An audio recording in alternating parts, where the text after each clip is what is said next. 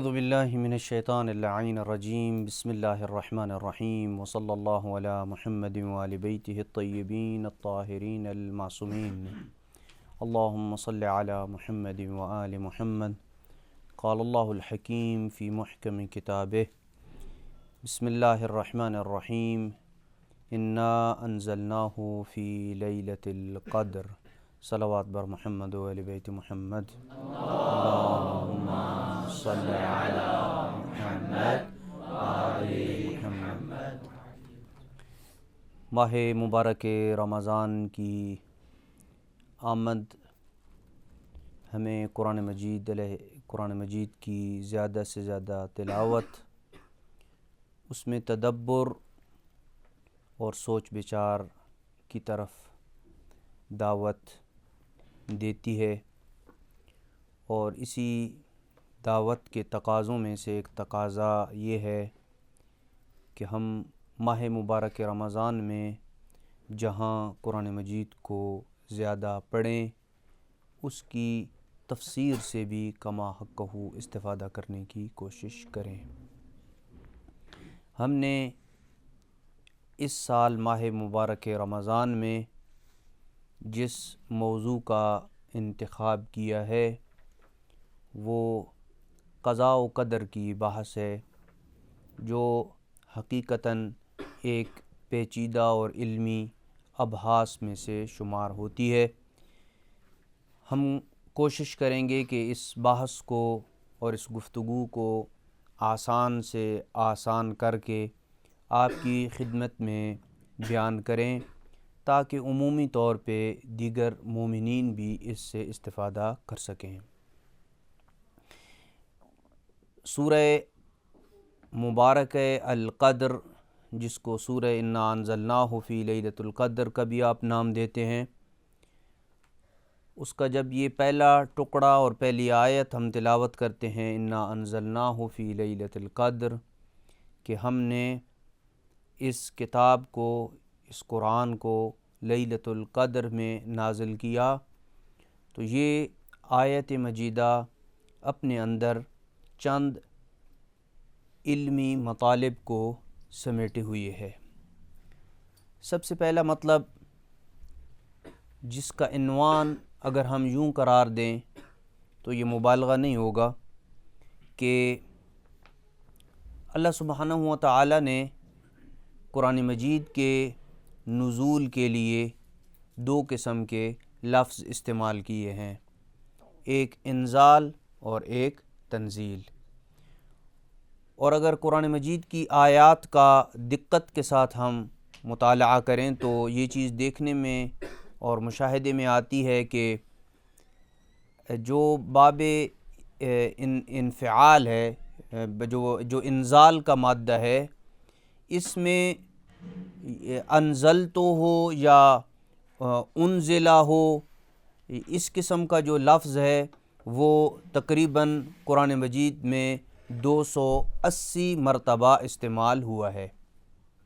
لفظ انزلتو یا انزلہ اور اس سے جو دیگر صیغے مشتق ہوتے ہیں، یہ قرآن مجید میں تقریباً 280 مرتبہ استعمال ہوا ہے۔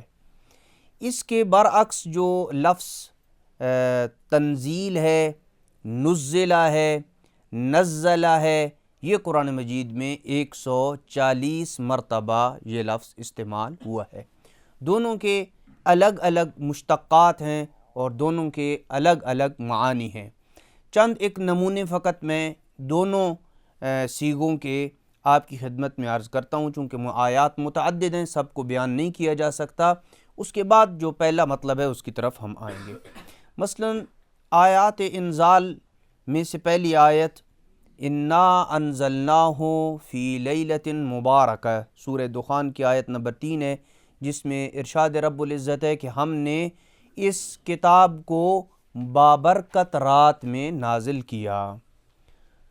فرمایا والذین یؤمنون بما انزل الیک وما انزل من قبلک، اے میرے حبیب جو آپ پہ نازل کیا گیا یا آپ سے قبل گزشتہ انبیاء کے اوپر نازل کیا گیا، اس پہ وہ ایمان رکھتے ہیں، یعنی جو صاحب تقوی ہیں، متقیوں کی صفات بیان ہو رہی ہیں، اس پہ وہ ایمان رکھتے ہیں جو آپ پہ نازل کیا گیا یا آپ سے پہلے انبیاء کے اوپر جو کچھ نازل کیا گیا اس پہ وہ ایمان رکھتے ہیں۔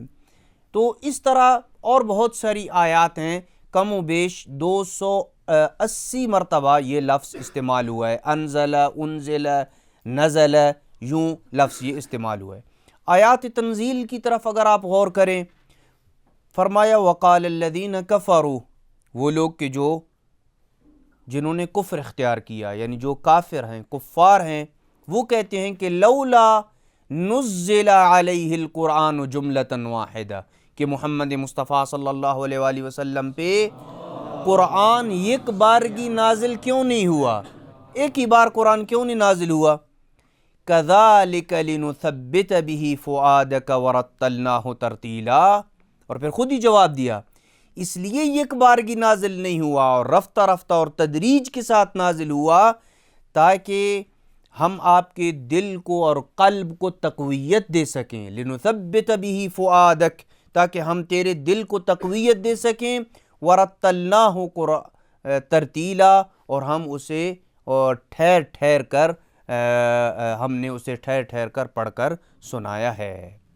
ایک دوسری آیت میں فرمایا وَنَزَّلَ عَلَيْكَ الْكِتَابَ بِالْحَقِّ، کہ بتدریج کتاب خدا اے میرے حبیب آپ پہ نازل کی گئی، مصدقاً لما بین یدیہ، اور اس کتاب خدا کی صفت کیا ہے کہ جو آپ سے پہلے انبیاء کتابیں اور صحیفے لے کے آئے ان کی یہ تصدیق کرنے والی ہے۔ اس طرح اور بہت ساری آپ کو سینکڑوں آیات نظر آئیں گی کہ جس میں لفظ تنزیل استعمال ہوا ہے۔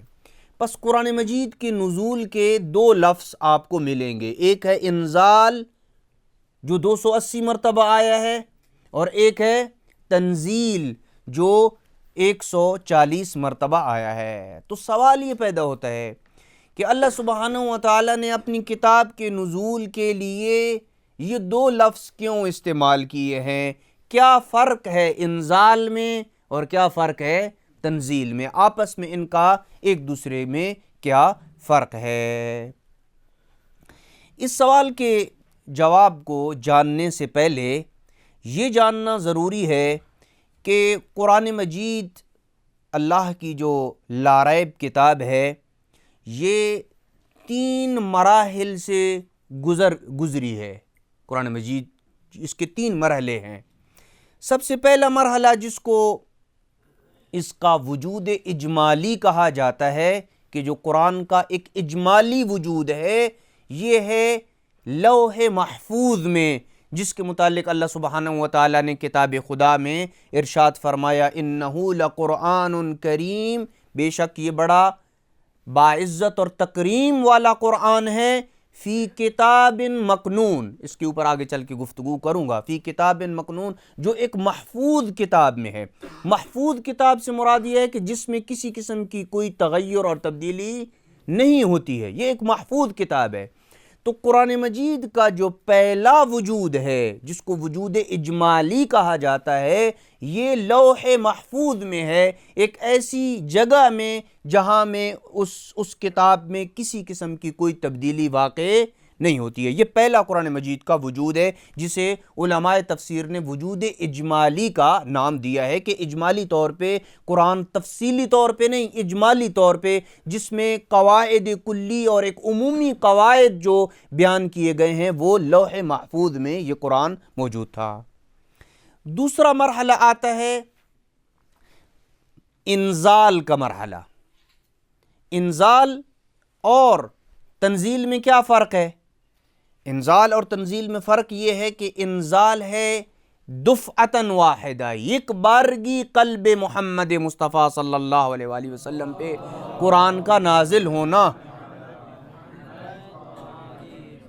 ایک ہی بار قرآن مجید کا رسول اکرم صلی اللہ علیہ وآلہ وسلم کے دل پہ نازل ہونا، یہ کہلاتا ہے جہاں بھی قرآن مجید میں آپ یہ تعبیر دیکھیں گے انا انزلناہ فی لیلۃ القدر کہ ہم نے دفعۃ واحدہ ایک ہی بار ایک بارگی اس قرآن کو پیغمبر اکرم صلی اللہ علیہ وآلہ وسلم پہ نازل کیا، تو ایک بارگی نزول کے لیے کون سی تعبیر استعمال کی ہے؟ انزال کی تعبیر استعمال کی ہے۔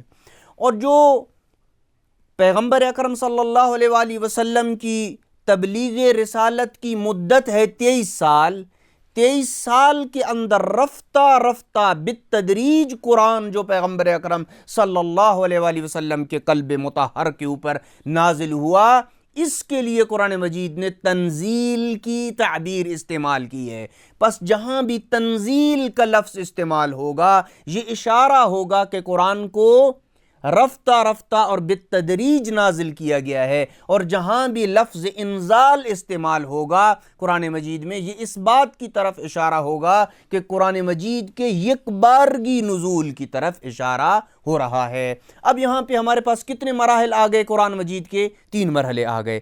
ایک لوح محفوظ میں قرآن مجید کا وجود اجمالی ہے، اور ایک قرآن مجید کا مرحلہ انزال ہے کہ ایک بارگی دفعۃ واحدہ ایک ہی دفعہ رسول اکرم صلی اللہ علیہ وآلہ وسلم کے قلب مطہر پہ نازل ہوا، اور تیسرا مرحلہ بالتدریج جوں جوں واقعات پیش آتے گئے، جوں جوں آیات کے نزول کا سلسلہ چلتا گیا، 23 سال تک رفتہ رفتہ پیغمبر اکرم صلی اللہ علیہ وآلہ وسلم کے اوپر یہ قرآن مجید نازل ہوا۔ یہ اجمالی طور پہ 3 مرحلے ہیں۔ اب ان تینوں مرحلوں میں سے جو مہم ترین مرحلہ ہے قرآن مجید کا وہ اس کا پہلا، تینوں مراحل مہم ہیں لیکن سب سے پہلا مرحلہ جو قرآن مجید کا اجمالی جس کو ہم نے وجود دیا ہے فی کتاب مکنون، جو ایک محفوظ کتاب میں ہے جس کے اندر کسی قسم کا کوئی تبدل اور تغیر نہیں ہے، یہ قرآن مجید کا پہلا مرحلہ ہے۔ آئیے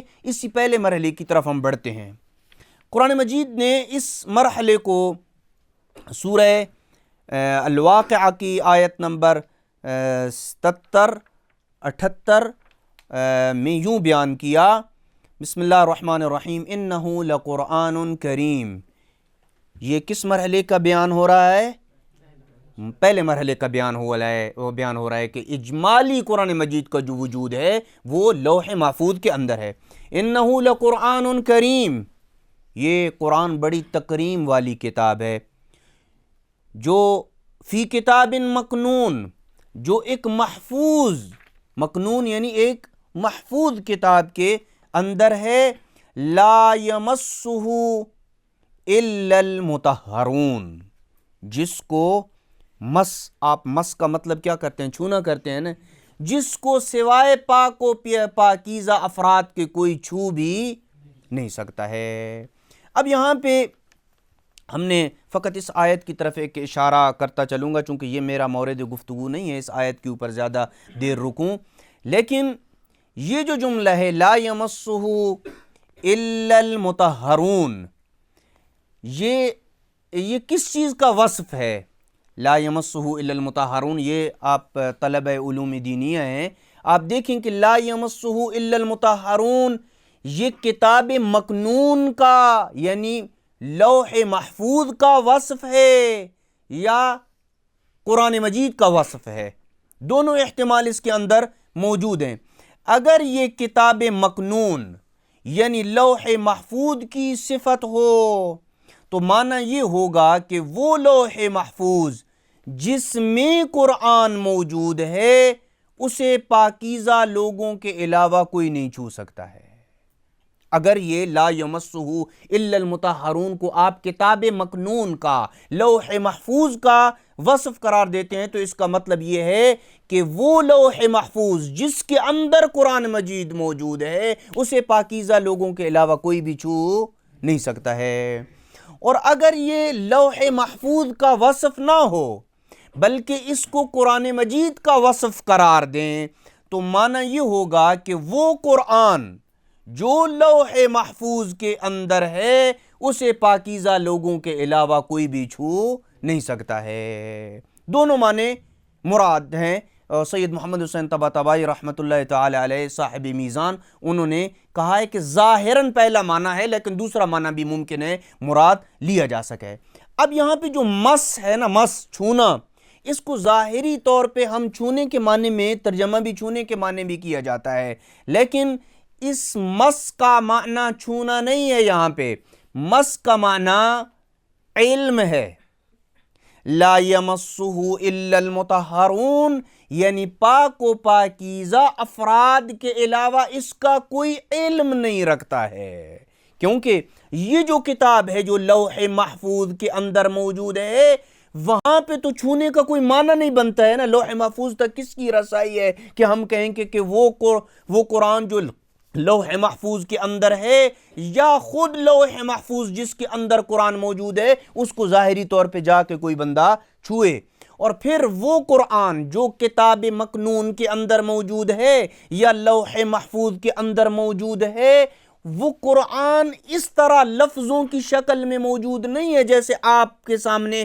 اب چھپا ہوا قرآن آپ کی لائبریریوں میں، مسجدوں میں، مدارس کے اندر موجود ہے۔ وہ قرآن جو لوح محفوظ کے اندر موجود ہے، جو ایک پاکیزہ اور پوشیدہ کتاب کے اندر ہے، اس قرآن کی حقیقت الگ ہے جو لفظوں کے اندر نہیں ہے۔ ہاں، اس کو لفظوں کا لباس اللہ سبحانہ و تعالی نے اس لیے پہنایا ہے تاکہ ہم سمجھ سکیں، وگرنہ اگر اللہ سبحانہ و تعالی اس وجود کو جو لوح محفوظ کے اندر اجمالی طور پہ موجود ہے، اگر اللہ سبحانہ و تعالی اس کو یہ عربی کا لباس پہنا کے ہمارے سامنے نہ لے کے آتا تو بشر کے ادراک سے وہ چیز بالا تر تھی، بشر اس کو سمجھ نہیں سکتا تھا۔ اسی وجہ سے اللہ سبحانہ و تعالی نے اس نقطے کی طرف اشارہ فرمایا کہ اگر اس کو آپ لا یمسہ کو صفت کتاب مکنون کی قرار دیتے ہیں کہ لوح محفوظ وہ ہے جس کے اندر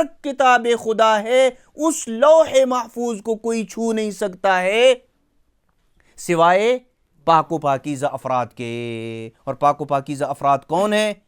انما یرید اللہ لیذہب عنکم الرجس اہل البیت ویطہرکم تطہیرا۔ اہل بیت علیہم السلام اور ملائکہ وہ مخلوق ہیں کہ جو پاک و پاکیزہ نفوس ہیں، کہ جو لوح محفوظ کے اندر موجود کتاب کو یا لوح محفوظ کا علم رکھتے ہیں۔ اللہ سبحانہ و تعالی نے اس جملے کی طرف اس میں ارشاد فرمایا۔ اب آپ دیکھیں کہ یہ جو آیات ہیں تینوں، انہو لقرآن کریم، یہ بڑی تکریم والی کتاب ہے، بڑا تکریم والا قرآن ہے۔ کہاں پہ ہے یہ؟ فی کتاب مکنون، لوح محفوظ میں ہے، لا یمسہ الا المطہرون، جس کا علم نہیں رکھتے پاک و پاکیزہ لوگوں کے علاوہ کوئی اس کا علم نہیں رکھتا ہے۔ ان آیات سے یہ ظاہر ہوتا ہے کہ اللہ سبحانہ و تعالی نے یہ جو قرآن عظیم ہے جو آپ کے سامنے ابھی موجود ہے، اس قرآن کو کسی اور کتاب کے اندر رکھا جس کا وجود اجمالی کدھر ہے؟ لوح محفوظ کے اندر ہے۔ اور یہ اللہ نے یہ جو کتاب محفوظ اور لوح محفوظ کے اندر اس کا وجود رکھا ہے، یہ پوری کائنات کی خلقت اور نظام تکوین کو خلق کرنے سے پہلے اللہ سبحانہ و تعالی نے وہاں پہ رکھا ہے، اور اس کو اللہ نے اپنی پیاری کتاب میں ذکر کے ساتھ تعبیر کیا ہے۔ فرمایا وَلَقَدْ كَتَبْنَا فِي الزَّبُورِ مِن بَعْدِ الذِّكْرِ أَنَّ الْأَرْضَ يَرِثُهَا عبادی الصالحون، اور ہم نے زبور میں لکھ دیا ہے کہ زمین کے وارث ہمارے نیک بندے ہوں گے۔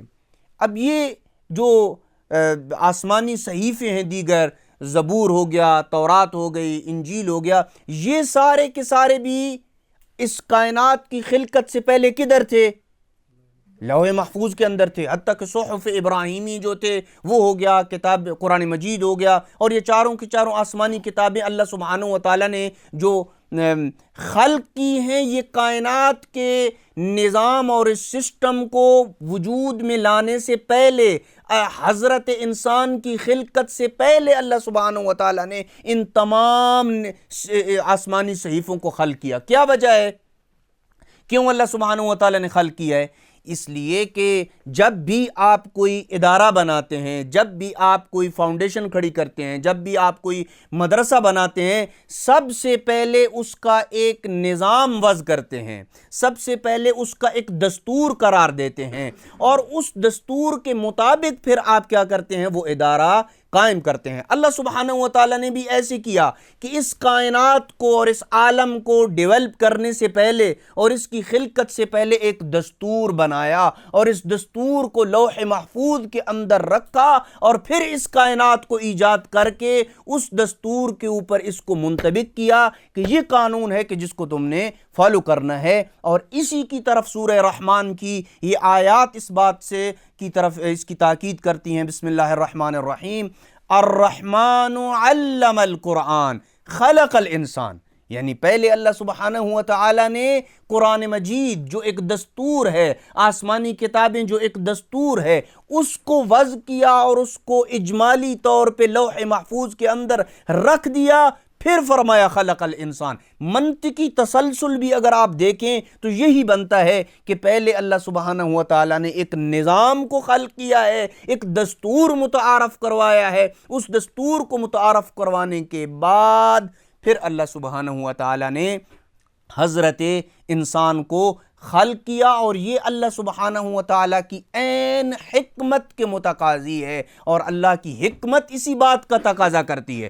یوں نہیں کہ ایک بندہ ہے کہ جو ایک ادارہ کھڑا کر دیتا ہے، مدرسہ بنا دیتا ہے، یونیورسٹی بنا دیتا ہے، اور اس کے بعد وہ اس کا نظام بناتا ہے۔ نہیں، سب سے پہلے کوئی بھی آپ ادارہ بناتے ہیں، کوئی فاؤنڈیشن بناتے ہیں، کوئی مؤسسہ بناتے ہیں، سب سے پہلے اس کا ایک دستور بناتے ہیں، اس کا ایک نظام بناتے ہیں، اور پھر اس نظام کے مطابق اس ادارے کو چلانے کی کوشش کرتے ہیں۔ تو یوں ہی اللہ سبحانہ و تعالی نے جب انسان کو خلق کیا تو سب سے پہلے اس کے لیے ایک نظام بنایا، اور وہ نظام کدھر رکھا؟ قرآن مجید میں رکھا، دیگر صحیفوں کی شکل میں رکھا، آسمانی کتابوں میں رکھا اسے۔ لیکن کون سی جگہ تھی اس کا ظرف کون سا تھا؟ لوح محفوظ اس کا ظرف تھا، جہاں اجمالی طور پہ اللہ سبحانہ و تعالیٰ نے اس کتاب کو رکھا ہے۔ اور اس قرآن مجید کے اجمالی وجود کی طرف اللہ سبحانہ و تعالیٰ نے سورہ ہود کی آیت نمبر 1 میں یوں ارشاد فرمایا، کتاب احکمت آیاتہ،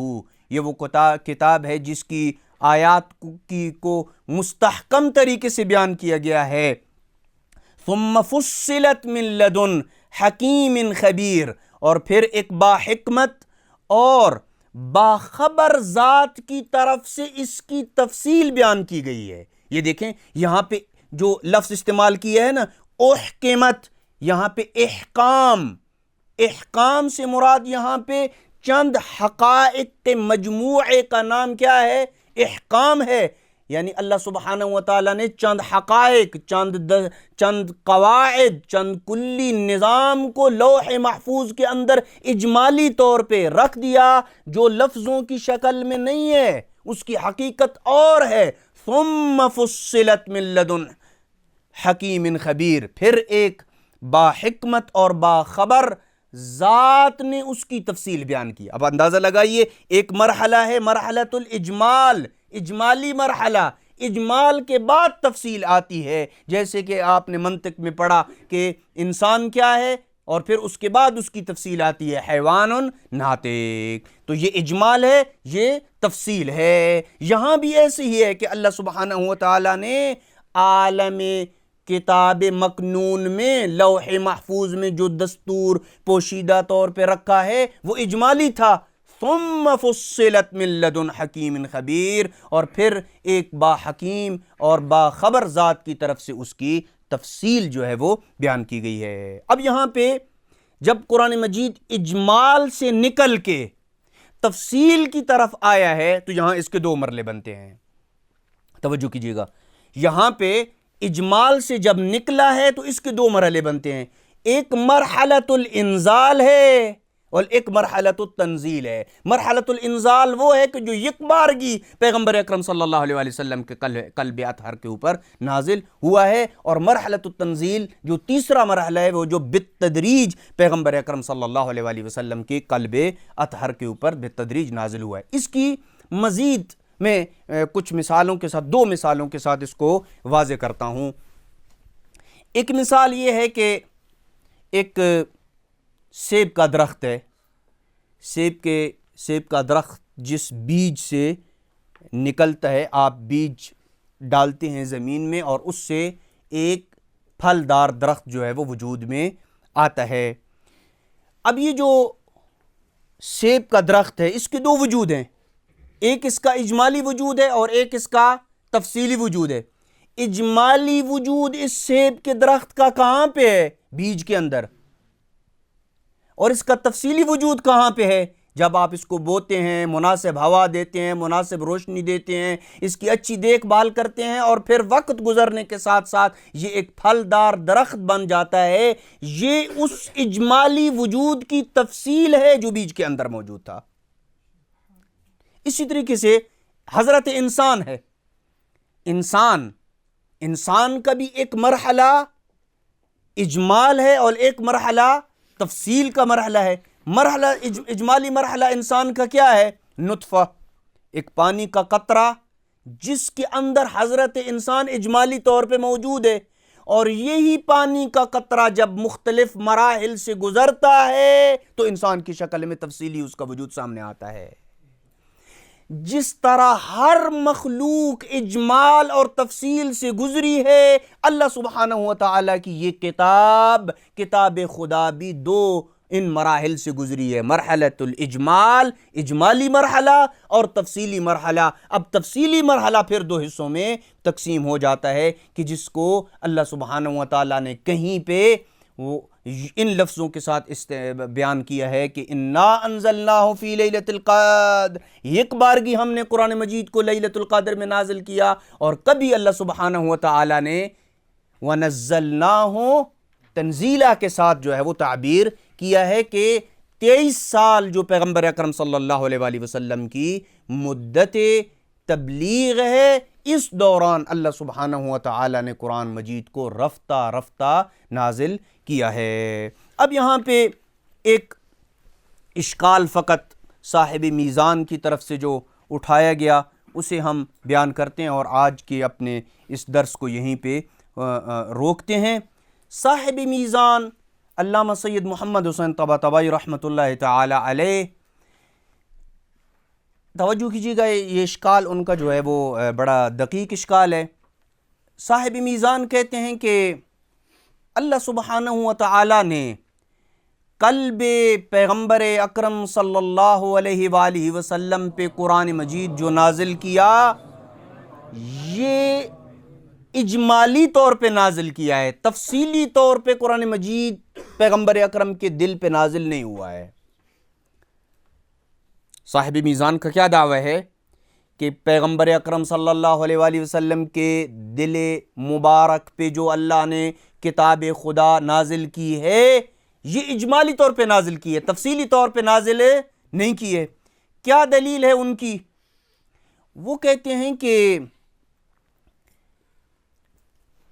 کسی بھی واقعے کے رونما ہونے سے پہلے اس سے متعلق آیات کو تفصیل سے پیغمبر کو بتا دینا یہ لغو ہے، کیونکہ ابھی ایک واقعہ رونما نہیں ہوا ہے، اور اس واقعے کی تفصیلات پیغمبر اکرم صلی اللہ علیہ وآلہ وسلم کے دل کے اوپر نازل کر دینا اور ان کو اس واقعے کی تفصیلات بتا دینا، ابھی وہ واقعہ رونما نہیں ہوا، اور اس واقعے کے متعلق جو آیات ہیں تفصیل سے اس کی پیغمبر اکرم کو بتا دینا یہ لغو ہے۔ کیوں؟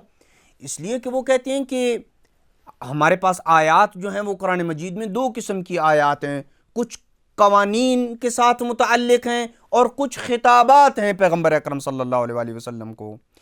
تو اس قسم کی آیات کے جو ان واقعات کو تفصیل سے بیان کرتی ہیں یہ خطاب کے ساتھ متعلق ہیں، یہ خطاب سے ان کا تعلق ہے، جہاں پہ پیغمبر اکرم صلی اللہ علیہ وآلہ وسلم کو خطاب ہو رہا ہے۔ مثال کے طور پر میں مثال دیتا ہوں، قد نرى تقلب وجهك في السماء، جب پیغمبر اکرم صلی اللہ علیہ وآلہ وسلم اور ان کے اصحاب کو یہودی تانے دیا کرتے تھے کہ آپ کا تو کوئی مستقل قبلہ نہیں ہے، آپ تو بیت المقدس کی طرف رخ کر کے نماز پڑھتے ہو، ہمارے قبلے کی طرف رخ کر کے نماز پڑھتے ہو، تانے دیا کرتے تھے، اصحاب کو اذیت ہوتی تھی، تو پیغمبر اکرم صلی اللہ علیہ وآلہ وسلم اپنے رب سے دعا کیا کرتے تھے اور بار بار اپنے چہرے کو آسمان کی طرف اٹھاتے تھے، جس حالت کو اللہ نے یوں بیان کیا ہے، قد نرا تقلب وجہک فی السماء، ہم آسمان میں آپ کے چہرے کے الٹنے پلٹنے کو دیکھتے ہیں۔ اب یہ ایک خاص واقعے کی طرف اشارہ ہے، جو خطاب کس کو ہو رہا ہے؟ پیغمبر اکرم صلی اللہ علیہ وسلم کو خطاب ہو رہا ہے یہاں پہ، قد نرا تقلب وجہک فی السماء، یہاں پہ خطاب پیغمبر اکرم صلی اللہ علیہ وسلم کو خطاب ہے۔ پس اس واقعے سے یا اس سے دیگر واقعات جو خطاب سے متعلق ہیں، ان کی تفاصیل واقع کے رونما ہونے سے پہلے پیغمبر اکرم صلی اللہ علیہ وآلہ وسلم کے قلب اطہر کے اوپر آ جانا یہ لغو ہے، اس لیے کہ ابھی تک جو ہے وہ واقعہ پیش ہی نہیں آیا، تو اس کی تفصیلات جو ہیں وہ پیغمبر اکرم صلی اللہ علیہ وآلہ وسلم کو عطا کی ہیں۔ لہٰذا جو پیغمبر اکرم کے دل کے اوپر قرآن نازل ہوا وہ اجمالی طور پہ نازل ہوا ہے، اس واقعے کی تفصیلات پیغمبر اکرم صلی اللہ علیہ وآلہ وسلم کو یک بارگی نزول کے وقت نہیں حاصل ہوئی ہیں، جب رفتہ رفتہ جو ہی واقعہ نازل ہوا تو پھر پیغمبر اکرم صلی اللہ علیہ وآلہ وسلم کے اوپر وہ آیات کی جو تفصیل کو بیان کر رہی ہیں وہ نازل ہوئیں۔ یہ اشکال کیا ہے کس نے؟ سید محمد حسین طباطبائی رحمۃ اللہ تعالی علیہ نے، کہ جو مرحلۃ الانزال میں دوسرے مرحلے میں خاص طور پہ پیغمبر اکرم کے دل اقدس پر جو قرآن نازل ہوا وہ اجمالی طور پہ نازل ہوا ہے، تفصیلی طور پہ نازل نہیں ہوا ہے۔ لیکن اس جو صاحب میزان کی رائے ہے، اس میں تأمل کی اور سوچ بچار کی گنجائش موجود ہے، اس لیے کہ جب ہم قرآن مجید کی اس آیت کو پڑھتے ہیں، کون سی آیت؟ نزل بہ الروح الامین، اس قرآن کو روح الامین جبریل نے اتارا، کہاں پہ اتارا؟ علی قلبک، اے حبیب تیرے دل پہ اس قرآن کو روح الامین نے اتارا۔ کیوں اتارا؟ لتکون من المنذرین، تاکہ تو تنبیہ کرنے والا ہو جائے۔ کیسے اتارا؟ بلسان عربی مبین، صاف عربی زبان میں اتارا۔ اب یہ جو آیت ہے نزل بہ الروح الامین علی قلبک لتکون من المنذرین بلسان عربی مبین، اس آیت کا ظاہر یہ کہتا ہے کہ پیغمبر اکرم صلی اللہ علیہ وآلہ وسلم کے دل پہ جو قرآن نازل ہوا وہ معنی اور لفظوں کے اعتبار سے نازل ہوا ہے، یعنی تفصیل سے نازل ہوا ہے، اجمالی طور پہ نازل نہیں ہوا ہے، کیونکہ آیت کیا کہہ رہی ہے؟ جبریل امین نے قرآن کو تیرے دل پہ اتارا ہے۔ اس کا ظاہر کیا ہے؟ اس کا ظاہر یہی ہے کہ یہی لفظ جو آپ کے پاس موجود ہیں یہی لفظ اتارے، اور یہی معنی جو قرآن مجید کا ان لفظوں کے اندر پوشیدہ ہے یہ سارے کا سارا پیغمبر کے قلب مطہر کے اوپر نازل کیا۔ اور اپنی اس بات کی تائید یہ ہے کہ پیغمبر اکرم صلی اللہ علیہ وسلم کو یوں خطاب ہوا، لا تحرک به لسانک لتعجل به، اے میرے حبیب آپ وحی کو جلدی حفظ کرنے میں اپنی زبان کو حرکت نہ دیں۔ اس کا مطلب ہے کہ وحی جو قرآن کی شکل میں خاتم الرسل کے پاس تھی وہ لفظوں اور معنی کے اعتبار سے تفصیلاً پیغمبر کے پاس تھی، وگرنہ تو یہ خطاب ہی نہ ہوتا کہ اے حبیب آپ اس وحی کو حفظ کرنے میں جلدی نہ کریں۔ اگر پیغمبر اکرم کے قلب اطہر پہ وہ چیز اجمالی طور پہ نازل ہوتی تو پھر یہ کہنے کی ضرورت نہ تھی کہ لا تحرک بہ لسانک، اے حبیب تم اس قرآن مجید یا اس وحی کو حفظ کرنے میں جلدی نہ کرو اور اپنی زبان کو حرکت نہ دو۔ پس یہ جلدی نہ کرنے کا، حفظ کو جلدی نہ کرنے کی طرف سے جو ممانعت ہو رہی ہے وہ اس بات کی دلیل ہے کہ وہ سارے کا سارا قرآن لفظوں کی شکل میں اور معنی کی شکل میں سارے کا سارا پیغمبر اکرم صلی اللہ علیہ وسلم کے پاس نازل ہوا تھا۔ اور جہاں تک یہ آپ کا کہنا ہے کہ قرآن مجید جو ہے تفصیل کے ساتھ جو ہے وہ اگر کہیں کہ واقعات رونما ہونے سے پہلے اس کی آیات تفصیل سے اگر مان لی جائیں کہ پیغمبر کے اوپر نازل ہوئی ہیں تو اس کا معنی کیا ہوگا؟ اس کا معنی ہوگا کہ لغو ہے تو یہ لغویت لازم نہیں آتی ہے، اس لیے کہ قرآن مجید کا 2 بار مرحلہ انزال میں اور مرحلہ تنزیل دونوں میں تفصیل کے ساتھ پیغمبر اکرم صلی اللہ علیہ وسلم کے اوپر نازل ہونا، یہ یقین کے درجات کی بلندی کے لیے ہے۔ جتنا جتنا پیغمبر کو تفصیل پتہ چلتی گئی، اتنا پیغمبر اکرم صلی اللہ علیہ وسلم کی جو یقین تھا اس میں اضافہ ہوتا گیا۔ لہذا آج کی ہماری گفتگو کا خلاصہ جو پہلا مطلب انا انزلناہ فی لیلۃ القدر سے ہم نے لیا، وہ قرآن مجید کے 3 مراحل کو ہم نے بیان کیا ہے۔ ایک مرحلہ اجمالی ہے کہ جو کتاب مکنون کے اندر ہے، جو لوح محفوظ کے اندر ہے، جس کو سمجھنے کا کوئی بھی، جس پہ سمجھنے کا یا ادراک کرنے کا کوئی بھی قادر اس کے اوپر نہیں ہے، تبھی تو اللہ سبحانہ و تعالیٰ نے ارشاد فرمایا لا یمسہ الا المطہرون۔ وہ کتاب مکنون جس کے اندر کتاب ہے یا کتاب جو لوح محفوظ کے اندر ہے، اس کو سمجھنے کے اوپر کوئی بندہ بھی قادر نہیں ہے۔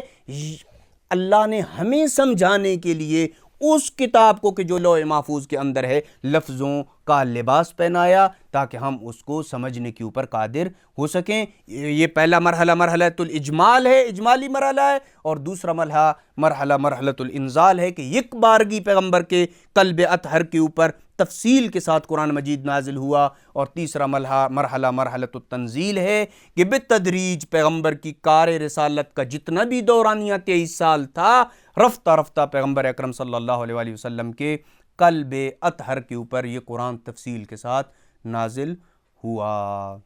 وصلی اللہ علی محمد وآل بیتہ الطیبین الطاہرین المعصومین۔